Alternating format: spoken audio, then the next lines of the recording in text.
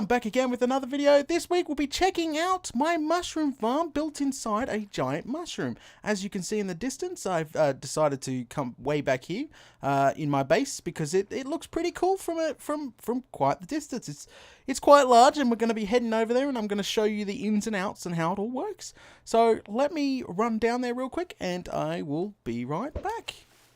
Okay, I am back, guys. I am at the base of my giant mushroom, as you can see. So let me talk about the outside, then we'll move to the inside. So where I've started, this landmass here was actually connected at one point, but what I've gone and done is cut a channel out of it and flooded it with water. So it just creates its own little island sort of thing. I thought it would look way cooler than just being attached to the landmass. You have to put torches all the way around this thing. Trust me when I say that this mushroom is so large, it creates a giant shadow under here, and you get nasties spawning out the Yu-Yang, and you don't want to get killed or blown up. That would be completely bad. Now, let me tell you a little bit about the shape. No, well, first off, I should say, if you want to watch this thing being built legitly, you can go check out episode 130 of my Let's Play series. 130 onwards, that's when I start this project. We pick it out and we start building. But yeah, so if you want to watch it get seen built, you can go actually do that. The shape I used is called I think it's called a torus. Don't hold me to that. I think it's pretty. I used a site called Plots, which pretty much helps you with rounded objects, and it's like a guide. And I'll leave that in the link in the description as well.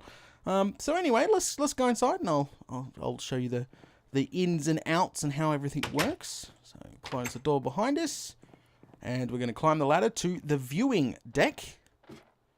It's where pretty much you would just really get a nice view. So as you can see, this is just a nice little room on the about midway up on the giant mushroom.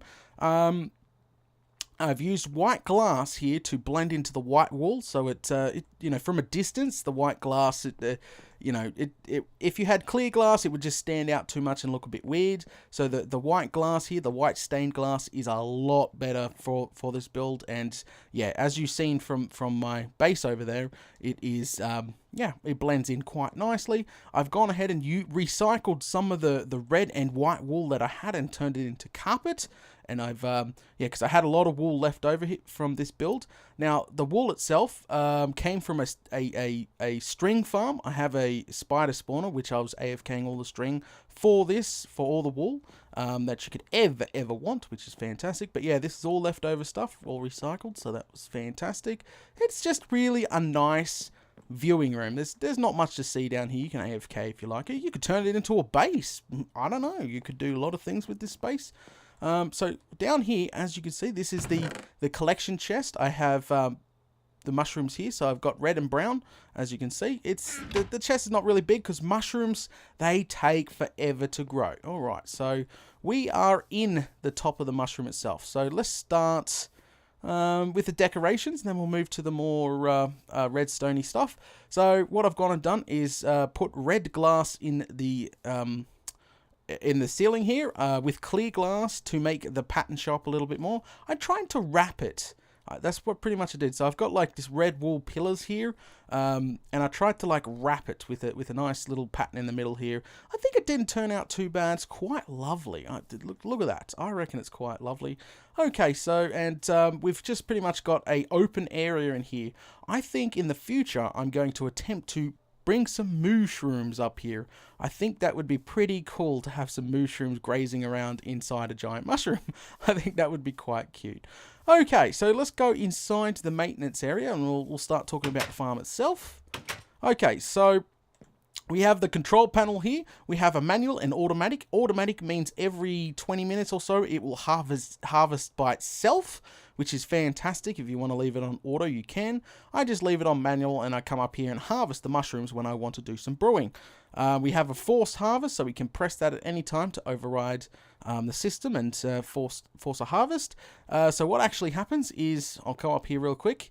So behind this log here, the one I'm punching, is water, and underneath there's pistons. So the pistons come down, the water pretty much floods out, all these break, and they pretty much flood down to this little channel here, and the hoppers will suck them up. You can't really see the hoppers from that over that side, but you're not really meant to be back here. This is a maintenance area. So the light levels are really perfect. This here is about, I would say this is about 6 hours of AFKing, or leaving it alone. About 6 hours of leaving it alone when it comes to growing mushrooms.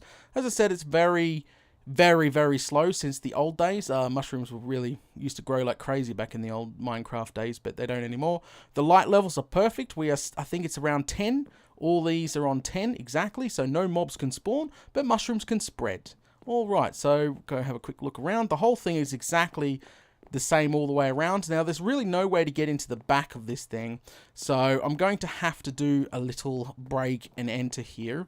Okay, so remind me not to lose this hopper. Right here, go down. I think I just lost the hopper. Yes, I did.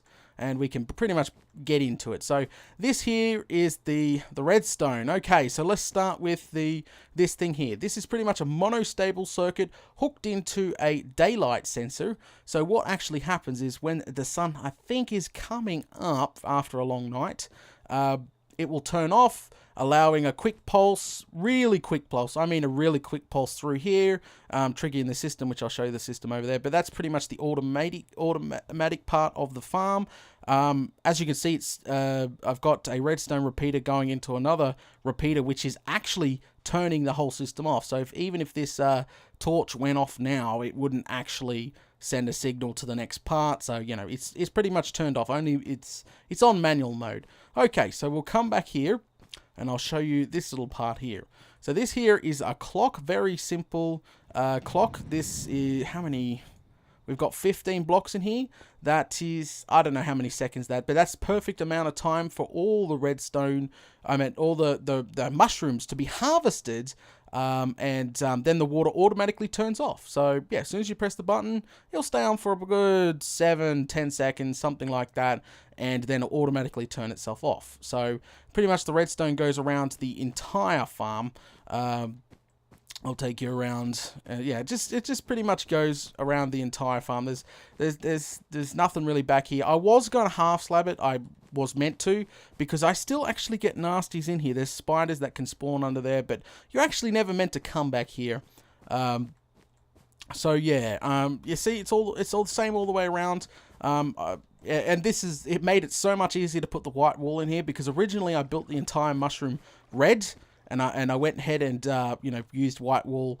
And, yeah, it made it a lot easier to put the white wool, make the spots in the mushroom. It makes it look a hell of a lot better.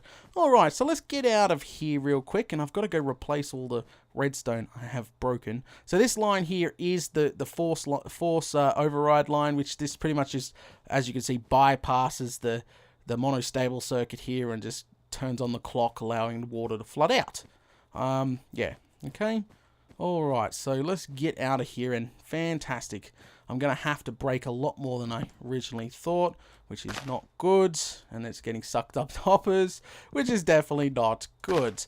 Let me fix this up, guys. I will be right back. Alrighty then, guys, I am back. Sorry about that. I had to fix up the blocks that I just broke, but it's all fixed up now, and we're going to go ahead and harvest it. Yeah, someone's going to point out that I should actually have a maintenance hatch to get back behind everything, but really, once you set up the redstone, you should have no absolute reason to go back there at all. So, yeah, that's why I didn't really put a maintenance access in. I will in the future. But anyway, we're going to go ahead and harvest it. I'll show you a force override. We're going to press this button and we're going to run outside so we can have a look at everything. There we go. Check that out. Oh, it's a little bit laggy. Obviously, all those pistons going off. You see all the mushrooms? There we go. Floating up. Which is quite cool. There we go. And it's nice and clean now. Ready to spread, really. That's it. It's very basic. As I said, you can switch it on automatic. And it will automatically do that every 20 minutes, but I don't recommend it because obviously, as you just seen it drops in frames, and if you were doing work on your base or another project, that would be completely bad if all the frames would just suddenly drop on you. But everything ends up in here, as you can see. We've already got pretty much these are brown mushrooms. Yes, they're brown mushrooms. There we go. So look at that. We're getting quite a bunch of mushrooms there, which for some reason it's not stacking, but there we go. That was it. That was a harvest there. I got plenty of brown mushrooms, plenty of red mushrooms, and as I said, yeah, you can sit that on automatic. The spread of the mushrooms is fantastic, as it does take long period of time to the mushroom for it to spread. The light level cannot be above, I think it was 12. Yeah, and obviously light level really doesn't affect it as long as it's not above 12, because if it was, it would not spread to certain spots. But if you had it too low, you would have nasty spawning in there. So you've got to get that right balance, and yeah. All right. Well, we got some spread already. Look at that. Fantastic. Any more spread? No? Oh, yep, we're getting some spread. Oh, we've got a broken mushroom over there that didn't quite make it down. I might have to put some more blocks in to increase the time it takes to harvest. But yeah, it is spreading, which is fantastic. Anyway, guys, thanks for watching this showcase video on my giant mushroom. We'll go outside really quick because it is night time. And we'll go ahead and check out what this giant mushroom looks like at night time. Some people will be a little bit curious, but if you want to download this giant mushroom and use it on your own world, you can go ahead and do. The link is in the description for the download for this giant mushroom. We just got to be careful. There are nasties out here right now. See, look at that. That is not good. Stay back. Stay back. Yeah, I shouldn't have come out here. Oh wow, there's an army of just nasties. Legged! Oh! As you can see, there's my giant mushroom.